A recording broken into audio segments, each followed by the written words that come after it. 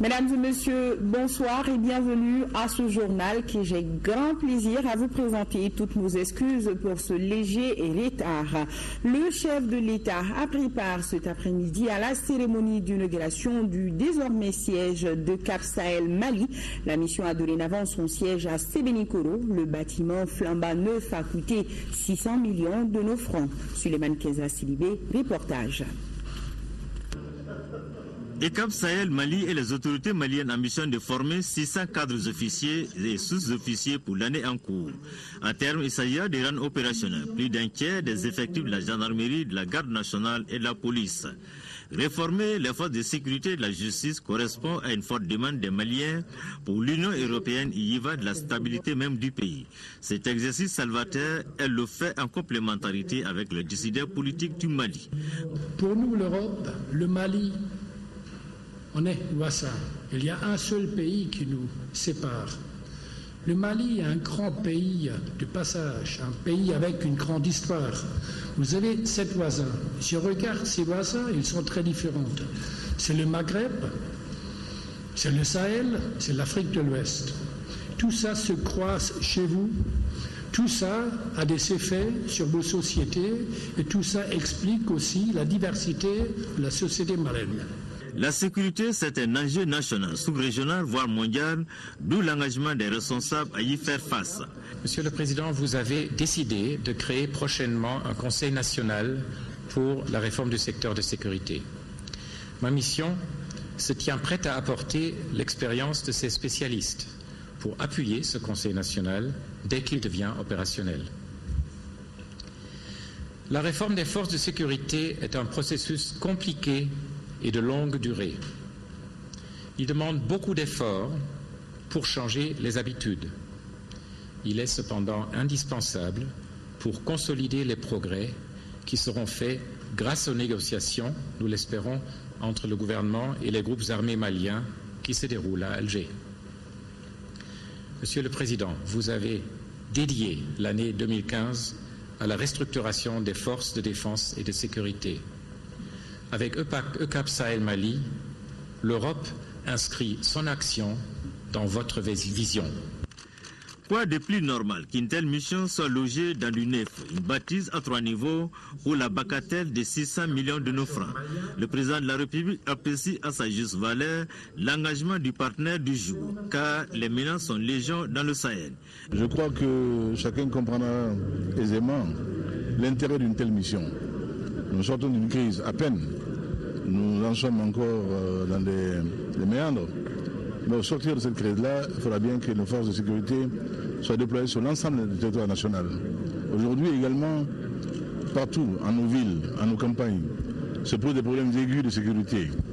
Que nos forces soient outillées pour le maintien d'ordre, pour la sécurisation des populations et de leurs biens, voilà une bonne chose. Et je crois que là, l'Union européenne est à son devoir, qui déjà nous assiste dans la formation de l'armée nouvelle malienne par l'EUTM, et EUCAP est un plus. Je suis donc venu inaugurer ce nouveau siège-là avec beaucoup de bonheur. Et je pense que les promotions qui vont succéder ici vont donner à nos forces de sécurité du Mali un éclat tout nouveau et une compétence et des compétences particulières dans tous les domaines où ces forces seront sollicitées, notamment dans l'antiterrorisme et dans la lutte également contre la criminalité organisée, sous toutes ses formes. À l'entame de la cérémonie, les hymnes nationaux du Mali et de l'Union européenne. C'était pour annoncer les beaux jours à venir dans le cadre de la coopération, voire de la collaboration entre le Mali et l'Union européenne et le Sahel.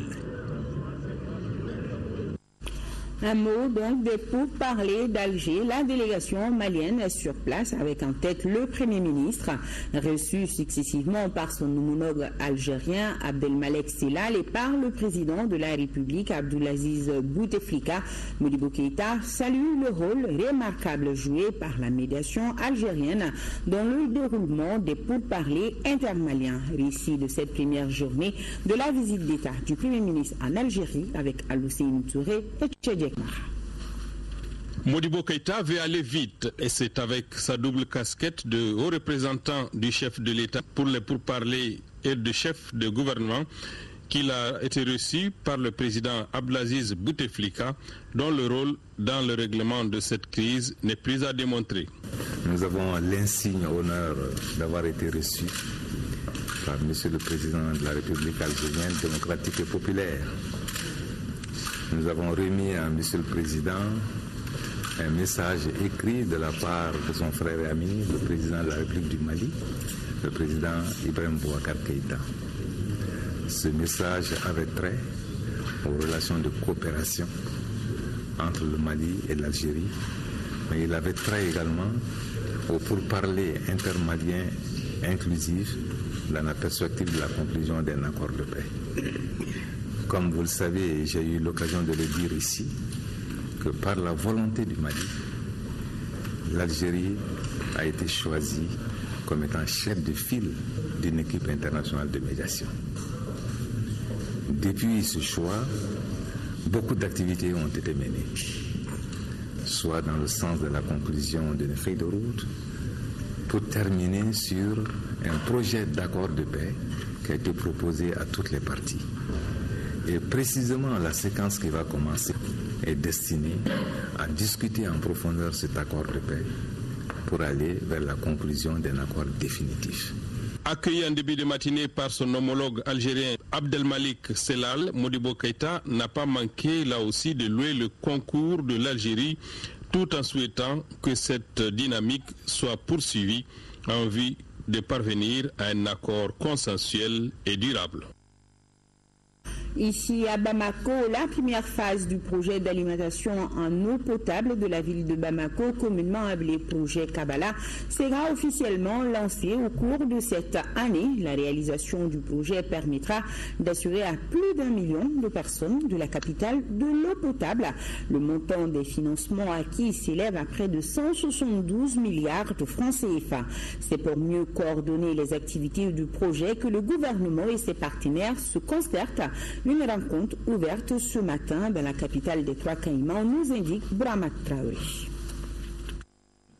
L'accès à l'eau potable reste un calvaire pour certains habitants de Bamako. Généralement, pendant la grande chaleur, la situation s'empire. À Dadabougou, par exemple, l'or bleu est une denrée rare. À l'image de la petite Aminata venue remplir ses 2 bidons à la fontaine du quartier. Un exercice presque quotidien pour cette fille d'une dizaine d'années. Même crise d'eau que vit également Fatoumata Traoré, une habitante de la même localité. On souffre beaucoup du manque d'eau potable, surtout pendant la saison chaude. Si on pouvait trouver une solution à cette situation, ça nous fera plaisir. Ces difficultés d'accès à l'eau seront certainement un mauvais souvenir dans les tout prochains mois. Le projet de Kabbalah doit permettre de résorber les déficits actuels, estimés à 150 000 m3 d'eau potable par jour. Aujourd'hui, nous sommes dans la réalisation de la première phase de ce projet, qui permettra de produire pour la ville de Bamako 144 000 m3 par jour, ce qui permettra de doubler pratiquement la capacité actuelle produite pour la ville de Bamako. Et qui dit projet structurant parle de la complexité du projet. Donc un projet multi-bailleur requiert des rencontres d'échange. La rencontre de 2 jours fait le point de l'état de mise en œuvre du projet. Il s'agit aussi de réfléchir à une meilleure coordination des interventions des partenaires techniques et financiers. Partenaires dont l'engagement a permis de mobiliser les financements nécessaires à la réalisation du vaste projet. Tous les engagements financiers ont été tenus. Les accords de financement ont été signés avec les bailleurs de fonds pour la mise en œuvre de la première phase du projet. Donc nous allons rentrer bientôt dans la phase de réalisation sur le terrain de ce projet. Pour être plus précis, près de 172 milliards de francs CFA ont été mobilisés. À ces montants, il faut ajouter la participation de l'État malien qui s'élève à 11 milliards. Cette enveloppe est jugée suffisante pour la mise en œuvre de la première phase du projet. C'est le lieu aussi d'œuvrer pour que le prêt additionnel de 11 milliards en cours de signature avec la coopération italienne le soit dans le meilleur délai. Des grands chantiers seront ouverts pour réaliser une station d'une production totale de 144 000 m3 d'eau par jour. Des canalisations d'une longueur de 1400 km. 96 000 branchements sociaux. La réalisation de ces ouvrages aura un impact certain sur l'amélioration des conditions de vie des habitants de la capitale. Plus d'1,2 million de personnes auront accès à l'eau potable. En tant que PTF, nous nous engageons à tout mettre en œuvre pour assurer dans le temps les décaissements conditions sine qua non pour la réalisation en temps et en heure des travaux dans les délais contractuels. Comme les partenaires techniques et financiers, le gouvernement entend également respecter ses engagements. Engagements communs pour atteindre un objectif commun, celui de trouver une solution définitive à la crise d'eau à Bamako. Place de la République. Ils sont une vingtaine de députés et agents de l'administration de l'Assemblée nationale à être élevés au grade de chevalier de l'Ordre national et du mérite national avec effigie abeille.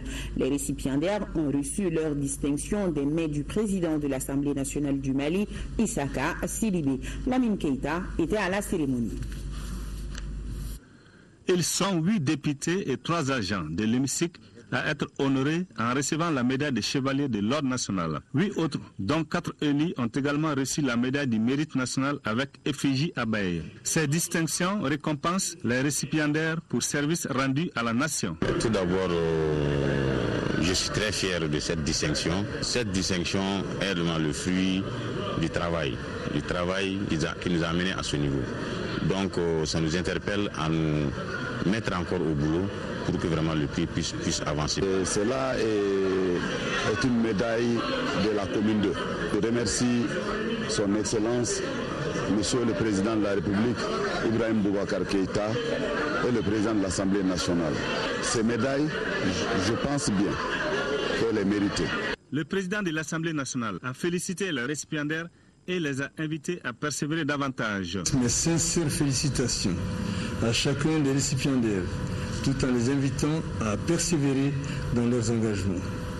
Inutile pour moi d'insister sur la conduite qui leur sied désormais, de même que sur les charges qui leur incombent, car je suis convaincu qu'ils ne démériteront point et pourront servir de référence et d'exemple pour leur entourage. L'honorable Draman Goïta a reçu à titre posthume la médaille de chevalier de l'Ordre national. La distinction a été remise à son fils. Fin des travaux de la commission parlementaire de la Communauté économique des États de l'Afrique de l'Ouest, CEDEAO. Un seul point a été inscrit à l'ordre du jour de cette session extraordinaire. Il s'agit du renforcement du pouvoir de la commission parlementaire de la CEDEAO. 6 parlementaires maliens ont pris part à cette session extraordinaire, suivant le reportage de notre envoyé spécial à Abuja, au Nigeria, Garibou Perou. La commission parlementaire de la Communauté économique des États de l'Afrique de l'Ouest, CEDEAO, veut se doter des pouvoirs législatifs. L'idée avait été émise depuis sa création. Les parlementaires dédient cette première session extraordinaire de l'année 2015 à la question de renforcement du pouvoir législatif en vue de favoriser la croissance économique et le développement de l'Afrique de l'Ouest. Il y a une dizaine d'années que le Parlement de la CEDEAO a décidé d'évoluer de l'État consultatif à l'État législatif. Donc c'est les chefs d'État eux-mêmes qui ont décidé que de l'État consultatif, nous évoluons vers l'État législatif, mais en passant par la co-décision et la co-législation. Ça veut dire qu'il y a des instances aujourd'hui qui jouent le rôle d'un vrai Parlement. C'est-à-dire qu'il y a le CAF, qui est la conférence des ministres de l'administration et des finances, qui gère un peu le budget de la communauté. Il y a également le conseil des ministres. C'est le conseil des ministres, c'est le conseil des ministres des Affaires étrangères qui joue un peu le rôle de la législation. Et c'est ces 2 instances-là qui travaillent ensemble pour proposer des actes législatifs, des actes réglementaires à la conférence des chefs d'État. Nous avons demandé à ce qu'on accepte que le Parlement puisse jouer pleinement son rôle. En faisant référence à la paix et à la menace que représente la fièvre hémorragique à virus Ebola, le président du Parlement de la CEDEAO a déclaré que ces menaces font obstacle au développement socio-économique du continent africain. Il s'est tout de même réjoui des avancées notables enregistrées ces derniers moments. Il a exhorté les parlementaires à ne pas permettre que ces menaces continuent d'être des risques majeurs pour la croissance économique. S'agissant du renforcement du pouvoir de la commission parlementaire de la CEDEAO, le président a souligné la nécessité d'activer d'accélérer les démarches. Accélérer pour que les chefs d'État signent le projet d'acte additionnel adopté ici à Abuja en décembre dernier. En attendant la signature du dit acte, les parlementaires ont procédé durant une semaine à l'examen des questions de transition, à l'harmonisation du code électoral commun et à la mise en œuvre des stratégies pour le nouveau Parlement. Notez que le médiateur de la République, Baba Akibaïdara, a quitté Bamako ce mardi après-midi pour prendre part à Abidjan à la 4e réunion du bureau de l'association des médiateurs des pays membres de l'Union économique et monétaire ouest-africaine. Cette rencontre qui va se dérouler demain mercredi permettra aux médiateurs du Bénin, du Burkina Faso, du Niger, du Sénégal, du Togo, de la Côte d'Ivoire et du Mali, d'ailleurs trésorier de l'AMP-UEMOA, de faire le point de leur activité, de se prononcer sur les projets de programme d'activité et du budget 2015 de la dite association. Le ministre chargé des relations avec les institutions, Diarra Rakitala, poursuit ses visites d'échange. Aujourd'hui, il était avec la Centrale démocratique des travailleurs du Mali, CDTM, et la Confédération malienne du travail, CMT, occasion pour le ministre de mettre l'accent sur le sens du dialogue et de l'écoute. Mahamadou Doumbia nous en parle. Cette série de visites et de prises de contact avec les centrales syndicales enclenchées par le ministre du Travail et de la fonction publique, chargé des relations avec les institutions, se sont poursuivies cette fois-ci par la Centrale démocratique des travailleurs du Mali, CDTM, comprenant 5 syndicats nationaux. Madame le ministre n'a pas oublié de signaler que ces visites s'inscrivent dans une politique de communication accrue et d'écoute entre son département et les centrales syndicales sans aucune distinction. Je vous considère comme des partenaires de l'État qui, dans une autre façon d'aborder les problèmes, contribuent en tout cas à l'atteinte des objectifs de l'État. Nous sommes conscients du rôle que vous jouez. Nous, en tout cas, nous pensons que si nous privilégions la communication, il y aura vraiment beaucoup moins d'anicroches. Selon la secrétaire générale de la Centrale démocratique des travailleurs du Mali, Mme Sidibé Dédéou Ousmane, l'idée qu'on a du syndicalisme est un concept souvent erroné et pourtant l'amélioration des conditions de vie des travailleurs en dépend. Quel que soit le nombre de centrales syndicales, ce qui est important, c'est qu'il faut qu'on se donne la main. Nous sommes complémentaires, nous ne sommes pas adversaires. Ceci facilitera la vie aux travailleurs qui n'ont rien demandé, qui nous ont fait confiance. Ceci facilitera la tâche à nos partenaires également que vous êtes. C'est dans des locaux inappropriés, exigus et mal éclairés de surcroît que la Confédération malienne du travail a reçu le ministre du Travail et de la fonction publique chargé des relations avec les institutions. L'État s'est engagé à prendre en charge les frais de location de notre siège en attendant de nous trouver un local plus décent. Cet engagement que l'État n'arrive pas à honorer à ce jour, malgré les multiples échanges de courriers, nous met dans une situation très inconfortable. La Confédération malienne du travail a été créée en 2009. Elle est ouverte au secteur public, parapublic et au secteur informel, pourvoyeur d'emploi. Une société marocaine a désormais la charge d'assainir la ville de Bamako après la signature de la convention le 25 septembre dernier entre la mairie du district et cette société. L'heure est à la concrétisation des engagements. La cérémonie de démarrage de la convention s'est déroulée hier matin en présence de Fousseini Tounkara. Le projet Ozone Mali, qui durera 8 ans, sera financé à hauteur de 9 milliards de francs CFA par la mairie du district en partie et la subvention que l'État doit verser à la mairie conformément à la loi. Cette initiative, qui montre encore une fois de plus la bonne relation entre le Mali et le Maroc, va créer plus de 1300 emplois permanents. Elle résoudra également les difficultés auxquelles la ville de Bamako est confrontée sur le plan de l'assainissement. Depuis plusieurs années, notre société connaît des problèmes sérieux d'assainissement, avec notamment l'engorgement des dépôts d'ordures dans toutes les communes de Bamako, les dépôts des déchets au coin des rues créant des dépôts d'ordures anarchiques, l'obstruction des canalisations avec pour colorer la pollution et les nuisances multiples. En clair, cette démarche de rendre la ville de Bamako propre consiste d'une part la collecte et le transport des déchets vers le dépôt de Noumoubougou et d'autre part le nettoiement manuel et mécanique des voies et places publiques. Pour relever ces défis, le groupe Ozone a déjà son plan d'action.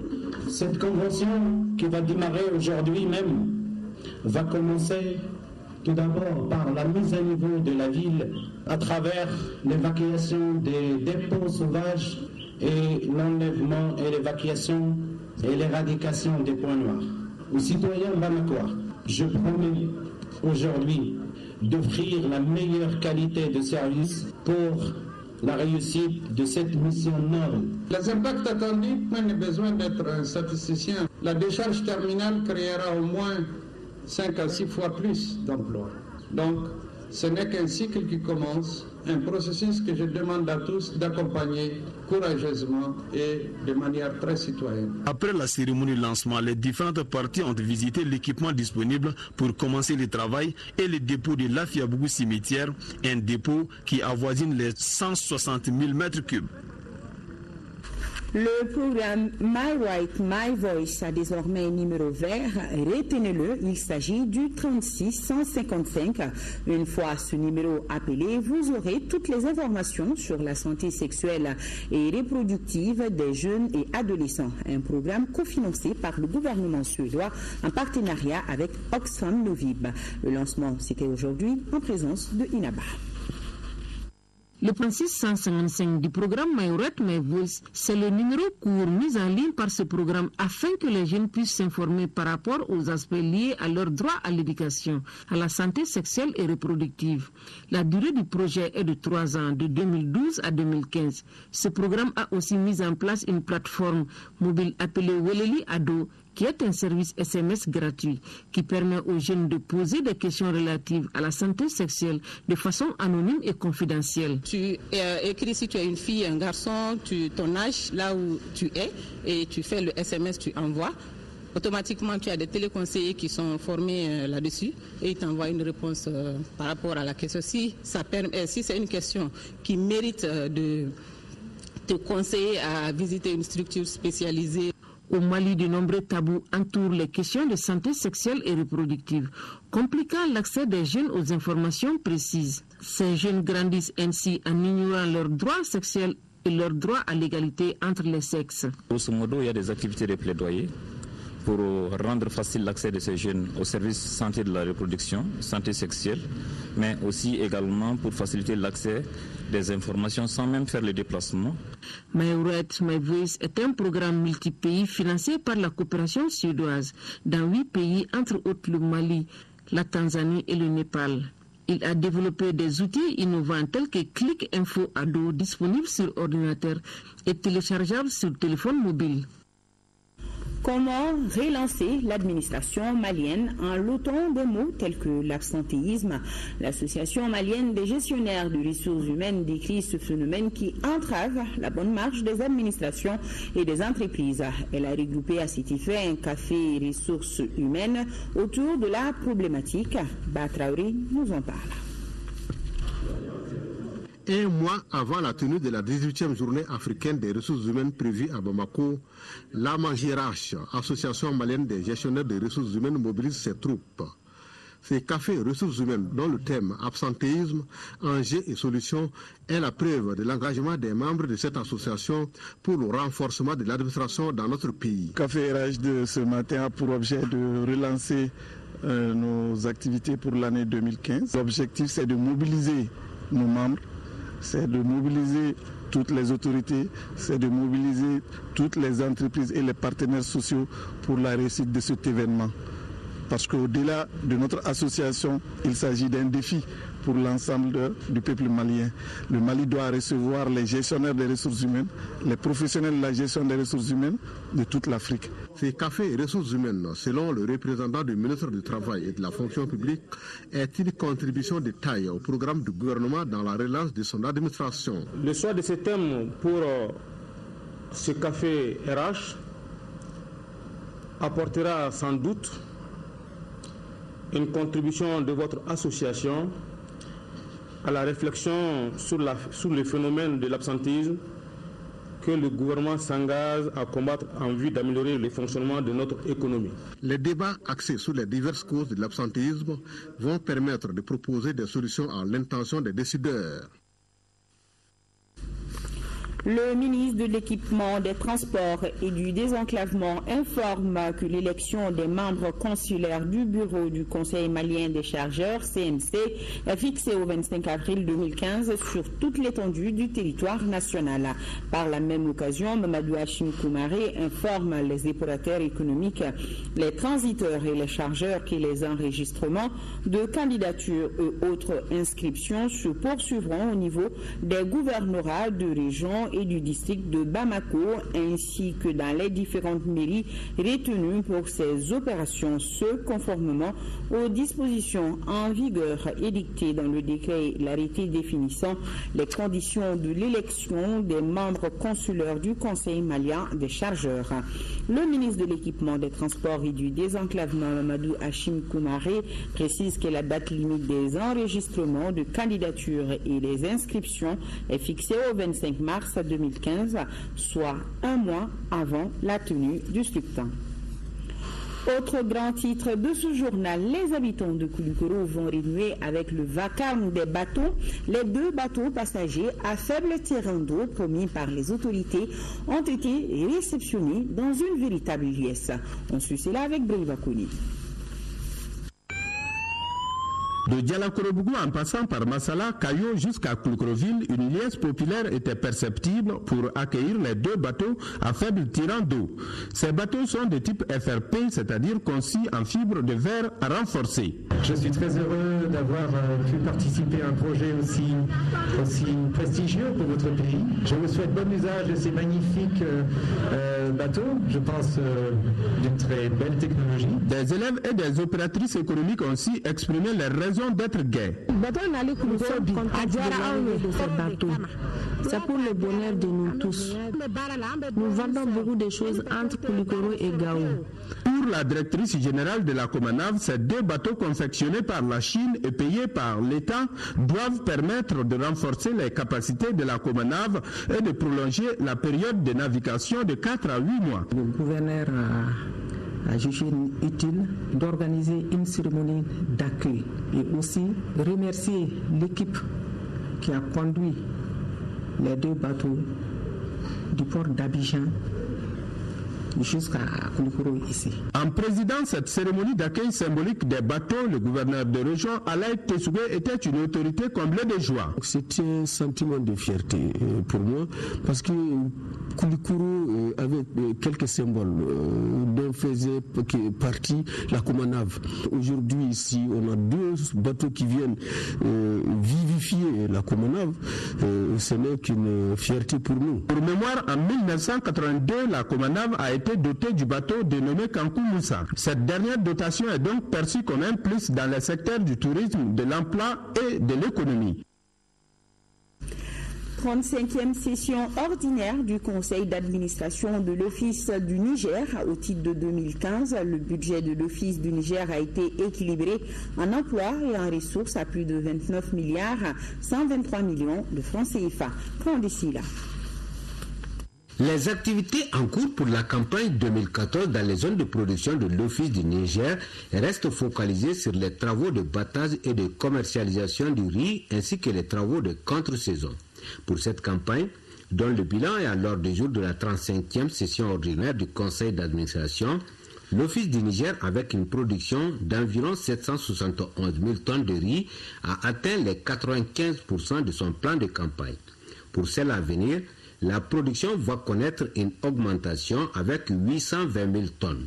Le budget soumis aux administrateurs se chiffre à 29 milliards 123 millions de francs CFA. L'année 2015 qui s'annonce devra nous permettre de consolider les acquis, non seulement sur le plan sécuritaire, mais également dans le cadre du développement de la zone par la mise en œuvre des programmes d'extension du contrat-plan 2014-2018 et de ceux en négociation avec les pays amis du Mali dans le cadre de la déclaration du ministre du Développement rural à Dakar en septembre 2013. Il s'agira d'aménager au Mali 350 000 hectares à l'horizon 2020. 7 264 nouveaux hectares seront réalisés avec un rendement moyen de 6,29 tonnes à l'hectare.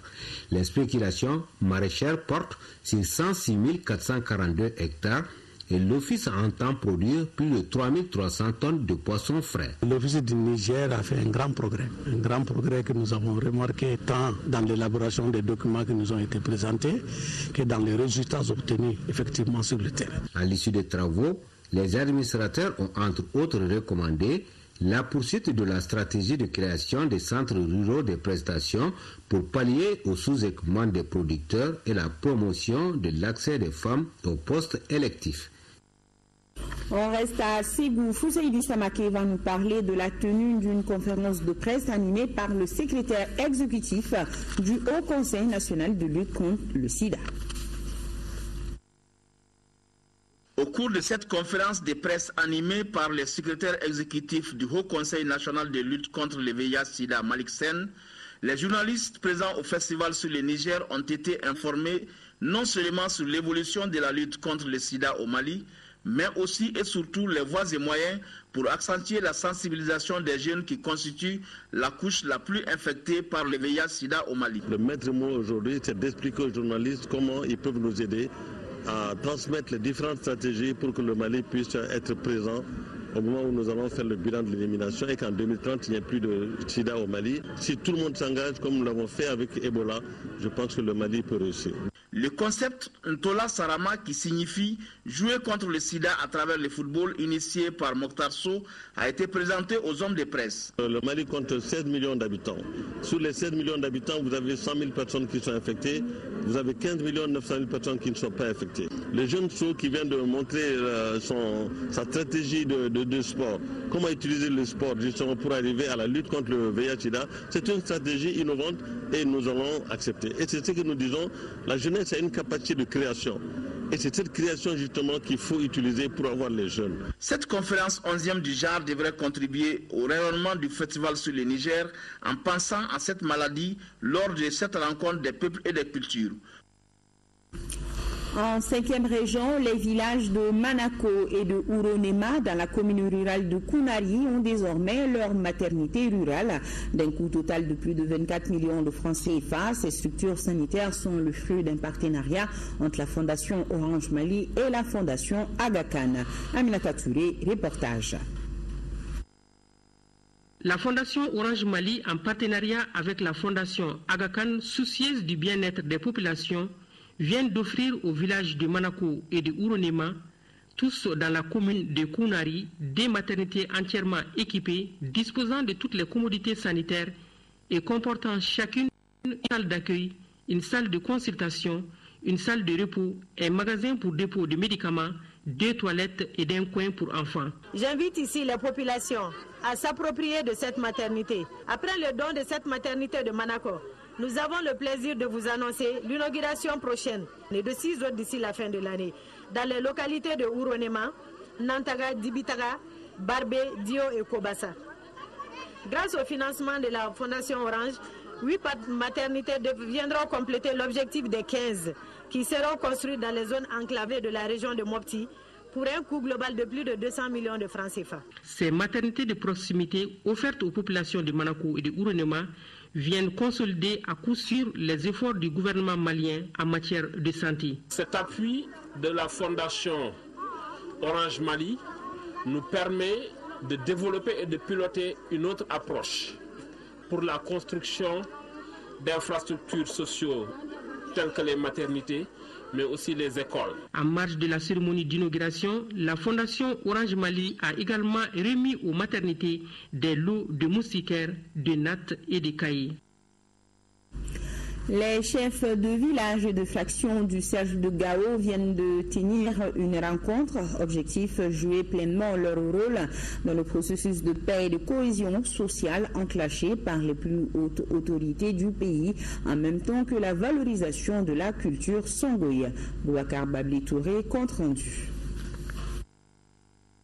Cette rencontre qui a réuni les chefs de village et de fraction du cercle de Gao visait non seulement à recenser les problèmes auxquels le cercle est confronté et voir comment les résoudre, mais aussi de contribuer à la consolidation de la paix et de la cohésion sociale. L'objectif de cette rencontre, c'est non seulement évaluer nos efforts de consolidation vers la paix, mais en même temps nettoyer de la maison vers l'extérieur Au cours de la rencontre, des communications relatives à la genèse de l'Empire Songhai, le rôle et la place des chefs coutumiers traditionnels dans la gestion des affaires locales ont été faites.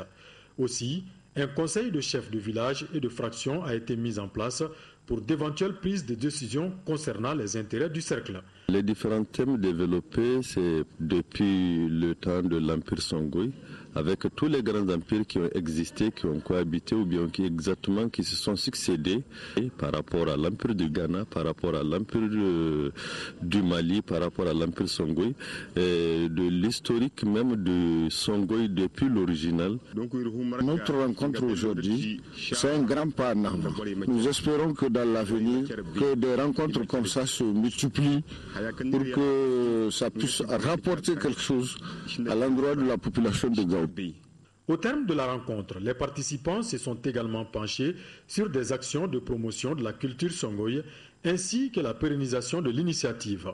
Toutes choses qui ne feront que renforcer les liens de fraternité entre les différentes communautés de la 7e région. Quittons le Mali pour Abidjan avec l'inauguration de la grande mosquée de Treichville. Coût de réalisation près de 300 millions de francs CFA. Les Maliens de la diaspora ivoirienne, camerounaise et togolaise se sont retrouvés vendredi dernier pour la grande occasion. Oumar Maïga. Depuis un certain temps, le groupe islamique Boko Haram livre une guerre sans merci, faisant plusieurs victimes dans le nord du Nigeria et du Cameroun au nom de l'islam. Face à cette situation, la communauté malienne de l'association islamique Ouagadougou de Treichville à Abidjan et leurs frères musulmans du Cameroun et du Togo ont mis à profit l'inauguration de la grande mosquée Ouagadougou pour prêcher les valeurs fondamentales de l'islam aux fidèles croyants. L'islam n'a jamais dit de tuer quelqu'un à cause de sa conviction. Non. Le prophète lui-même n'a pas fait ça, alayhi salatu wassalam. Le représentant du ministre de la Sécurité intérieure de Côte d'Ivoire, les autorités maliennes et le président du Conseil supérieur des imams sunnistes ont tour à tour prôné la paix, la tolérance et l'amour du prochain. Aussi, les exactions des groupes djihadistes au nord du Mali et de Boko Haram ont été décriées par les autres du Cameroun et du Togo. Dire à mes frères musulmans partout d'essayer d'être unis face aux défis sécuritaires. Sans la paix, on ne peut pas se trouver ici. Sans la sécurité, on ne peut pas se trouver ensemble ici pour inaugurer cette mosquée. Aujourd'hui, l'islam est devenu comme business pour eux. Non, parce que l'islam, c'est la religion de paix. L'islam, c'est la religion de tolérance, c'est la religion de fraternité, de solidarité. L'islam n'a jamais ordonné quelqu'un d'aller faire ces actes-là. La mosquée Ouagadougou flambant neuve de Treichville, qui a ouvert ses portes aux fidèles croyants ce vendredi, est bâtie sur un espace offert gratuitement par le couple Toulé. Et toujours en parlant de la Côte d'Ivoire, à noter qu'après leur sacre en Guinée équatoriale lors de la 30e édition de la Coupe d'Afrique des Nations CAN 2015, les éléphants ont reçu chacun du président ivoirien Alassane Dramane Ouattara une villa d'une valeur de 46 000 €, soit 30 millions de francs CFA, et également 30 millions de francs CFA en espèces, chacun, soit 60 millions en tout pour chaque joueur. Un bonus de plus de 114 000 € a été également accordé à Hervé Renard, le sélectionneur. Et encore une fois, félicitations aux éléphants. Le festival des masques et marionnettes de Marcala revient en force. L'édition 2015 du 18e du JAR commencera à Marcala le 4 mars prochain. Cette édition a pour thème le vivre ensemble. Maramfine Konaté, reportage.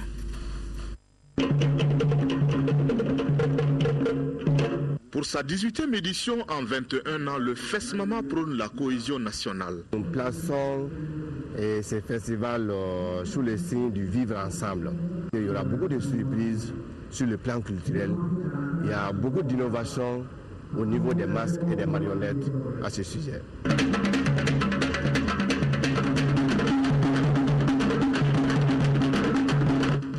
De la maturité à l'innovation, l'édition 2015 se veut celle de l'ouverture avec beaucoup d'invités exceptionnels. Ce qui est extraordinaire et qu'on ne voit nulle part, c'est les masques d'eau. Des masques qui sortent de l'eau, des masques aquatiques qui sortent de l'eau et qui viennent danser dans l'eau sur la berge.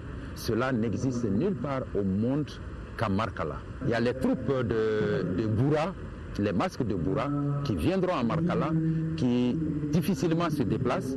Il y a également les masques de Krina. Beaucoup ne savent pas qu'à Krina, il y a des masques. Il y a des masques de Krina qui viendront.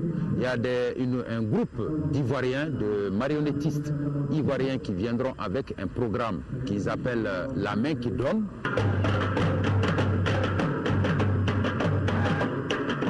Prévue du 4 au 8 mars 2015, la 18e édition du FESMAMA rendra un hommage mérité à son initiateur, feu Dr Abdou Traoredi Diop, et tout autre digne fils de Markala, Youssouf Traoredi Youssouf Valizi.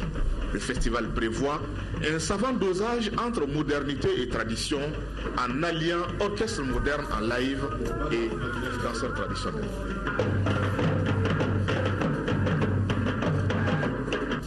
Voilà, c'était là un avant-goût de ce festival qui commence le 4 mars à Markala. D'un festival à un autre, première édition du festival communautaire FESCOM. L'initiative vise à promouvoir la culture de la paix, de la sécurité et de la stabilité socio-économique au Mali. Le thème choisi pour cette première édition est la prévention et la gestion des conflits. Daouda Diakité nous en parle. Pour ce premier rendez-vous du festival communautaire FESCOM, les organisateurs ont reçu le pari de la mobilisation.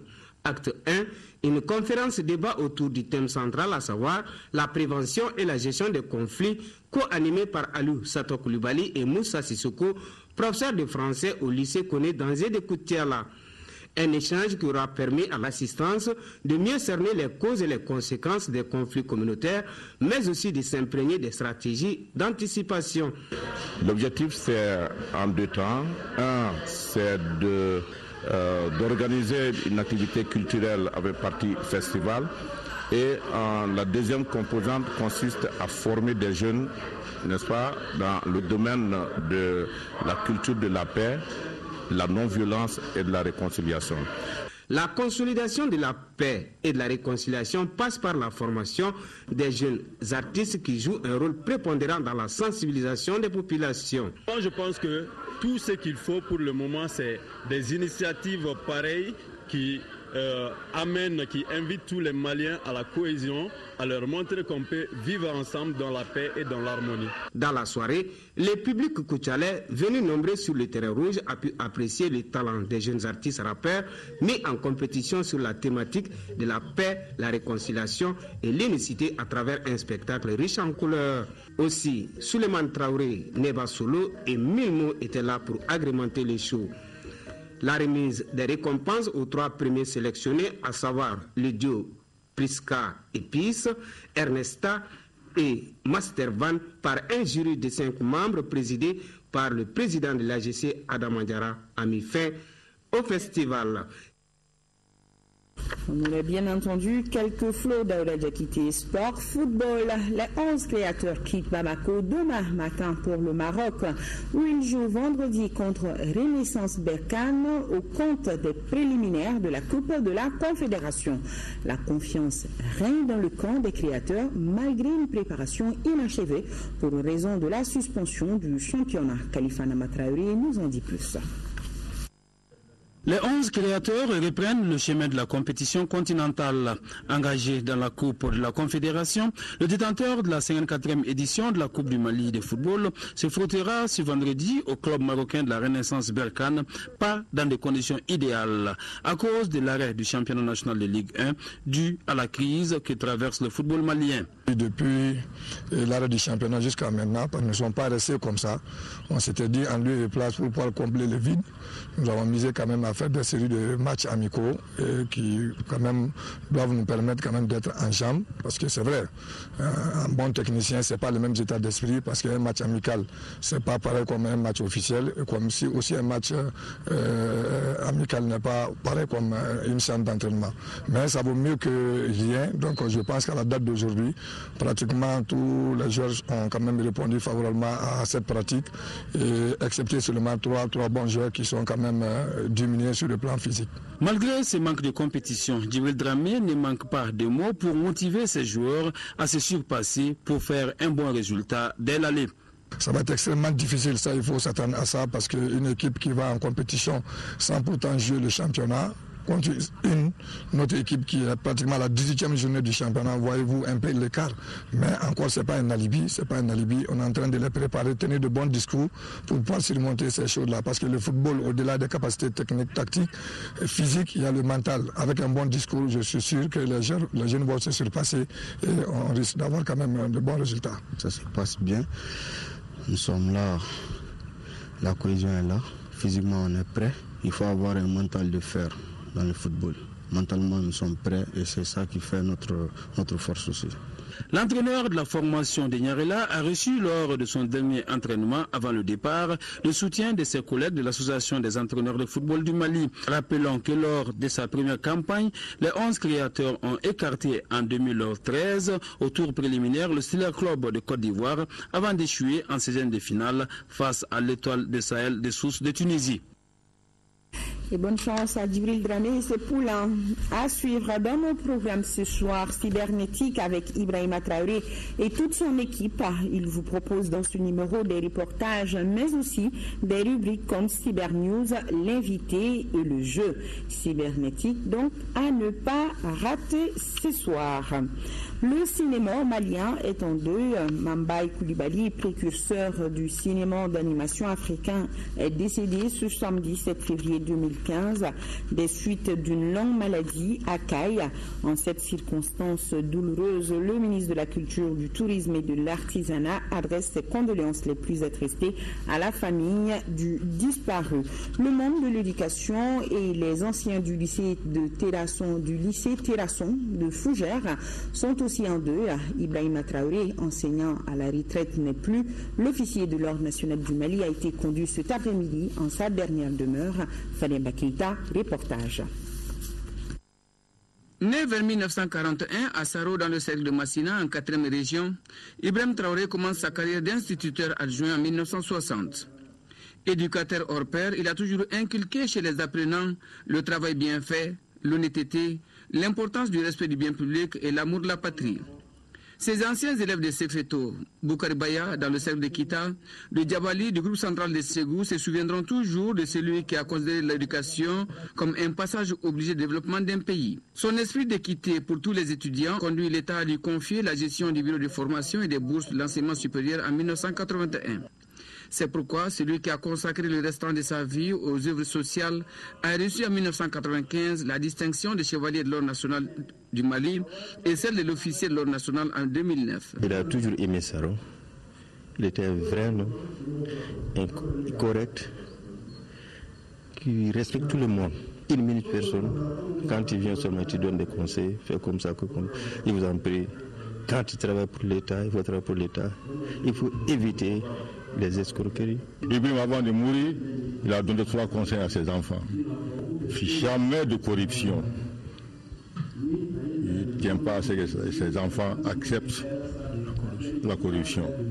Il faut que ses enfants acceptent ceux qui ont été ses amis dans la vie. Il faut que ses enfants respecte tout ce que lui a respecté et tout ce que lui a détesté. Et ça va m'étonner, par exemple, il n'a jamais détesté quelqu'un, il n'a jamais détesté quiconque dans la vie. Ancien sociétaire de l'équipe de Diabali, pilier des semaines locales et régionales de Kémassina et de Ségou, Ibrahima Traoré repose désormais au cimetière de Magnambougou. Marié père de 7 enfants, le président de l'association des ressortissants de Saro laisse derrière lui des milliers de sympathisants, parents et proches collaborateurs très attristés. Qu'il dorme en paix. Amen. Point final à ce journal. Bonsoir.